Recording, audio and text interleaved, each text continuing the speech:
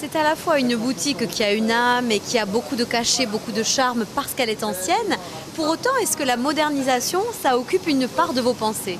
On a modernisé un peu tout ce qui est manutention. Pour remplir le torréfacteur, tout se faisait manuellement.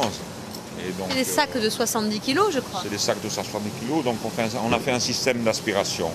La majeure partie de ces systèmes sont faits en aérien et nous, pour préserver un peu le cachet du magasin, on a tout enterré, ce qui permet à la fois de garder le cachet tout en travaillant beaucoup plus facilement.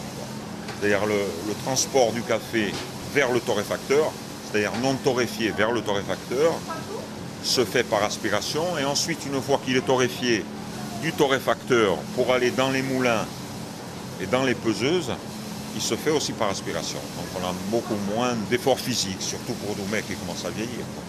On ne vend pas que du café ici. On s'est aussi spécialisé dans le thé et tous les accessoires qui tournent autour du café, c'est-à-dire les théières, les petites cafetières, les services à café, les systèmes pour le thé, d'infusion et tout ça, et tous les thés nature, que ce soit les thés noirs, les thés verts, et parfumés aussi. Voilà. Étant donné que beaucoup de gens se mettent à boire du thé, il y a de plus en plus une demande importante.